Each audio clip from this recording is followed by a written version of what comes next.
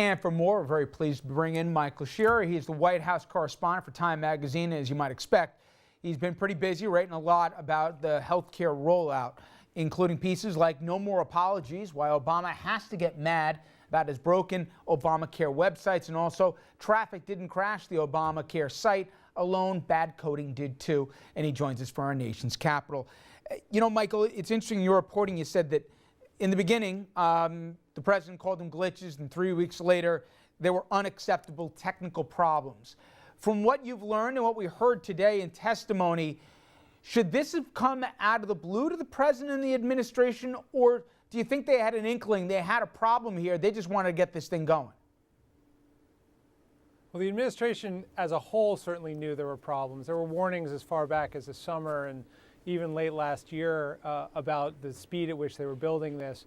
The White House, the senior officials of the White House claim, and actually I've talked to enough people now that I believe them, they claim they were demonstrated the website before it went live and were told that it would work. So at some point along the chain here, the real problems with the website were not made clear to the West Wing.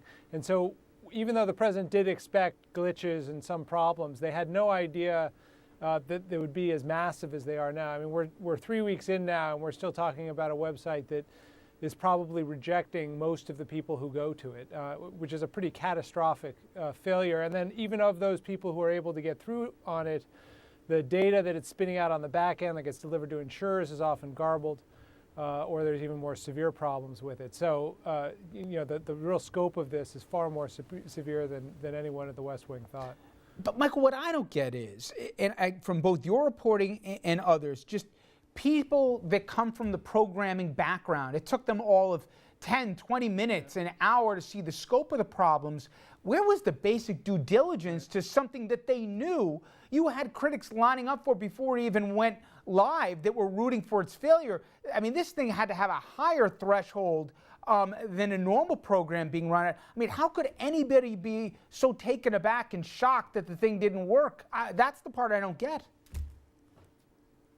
Well, you know, this is a problem that actually occurs relatively often in the federal government when it comes to major IT projects. They promise one thing, government officials sign off on that thing, and then when the contractors deliver, it just doesn't work. And the reason is that there's not really the expertise within the federal government to really know what they're doing. And so they rely heavily on a constellation of large contractors who basically are covering for themselves, making sure they fulfill the letter of their contract, but aren't ultimately accountable for the product they produce. And so here you had a situation in which one part of the Department of Health and Human Services, the Center for Medicaid Services and Medicare Services, took over administration of a contracting system with a number of contractors, clearly without the technical expertise it needed to coordinate these contractors and make them do what needed to be done in what everyone admits was an incredibly short amount of time. I mean, even if everything had gone right,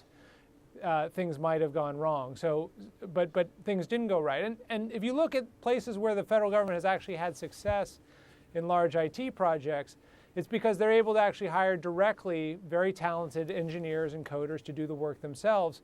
I mean, there's coders, there's engineers who work at the White House who maintain the White House website and the things they develop. Obviously, the intelligence community has a number of pretty able technologists who work for them. But in this case, we were relying on contractors with contract managers who weren't able to keep them in line. You know, I've heard two schools of thought here. Some say you got to blow this thing up. The programming's so flawed, the coding as well. Tweaks won't do it. Others say, no, out of both necessity and with the right people being brought in. I love these terms, alpha teams that they're bringing in from Silicon Valley here. But all that said, that they can fix it. The core is sustainable. What are you hearing? Can they really tweak this thing and get it to work? And I'm hearing November 1 is a key date.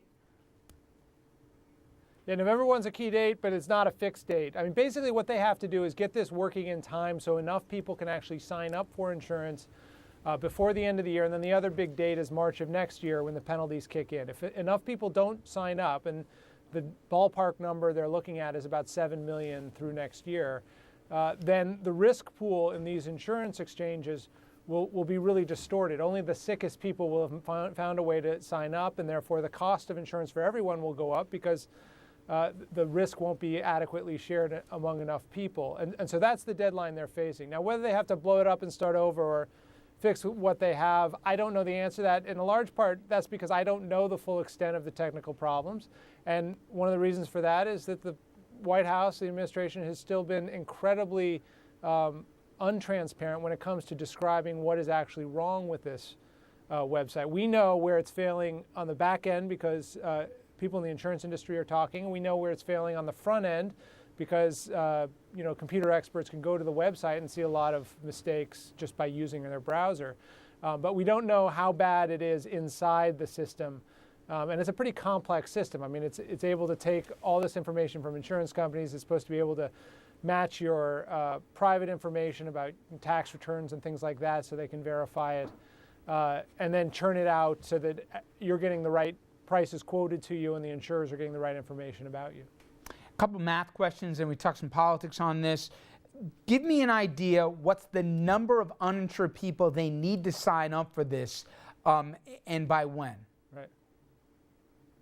So it's 7 million, and it's basically by spring of next year, although that could be fudged. I mean, if they're on their way and they've got most of that, they'll be fine. But 7 million is the number they're gunning for. Now, if they get 3-4 million, does the whole program collapse? I don't know, but it's very likely that the premiums for people will go up. The thing worth saying here, though, is that there is evidence, both in polling and in a lot of publicity has come from this, and an interest from people going to the website, that a lot of people actually don't have insurance now and do want insurance. Remember, what we're talking about here is the population of people who don't get insurance through their employer.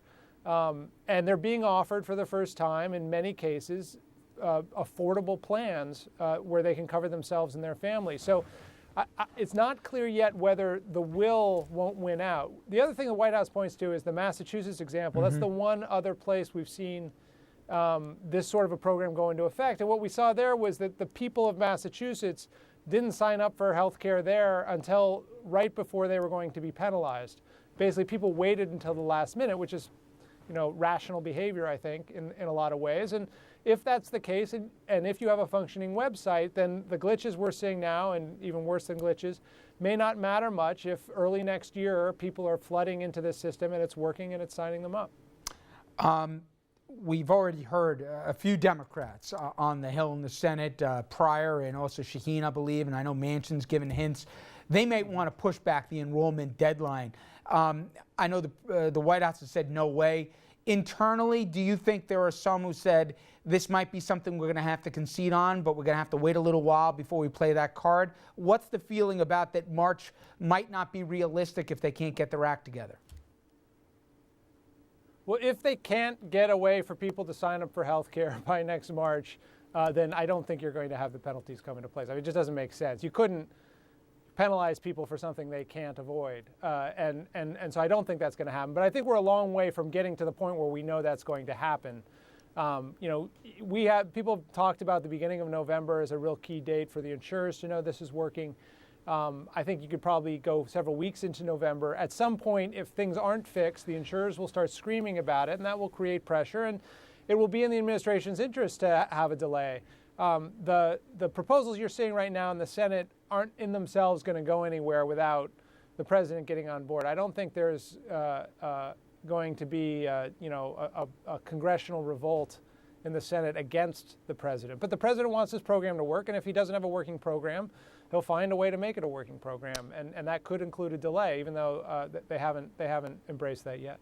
You also, one of your titles is the president's got to get mad about this. To that end, Sebelius's name has been the one that's come up the most here. Should heads roll? Do you think heads will roll over this, especially since this doesn't seem to be a quick fix here in the offing? Well, I don't know if heads will roll.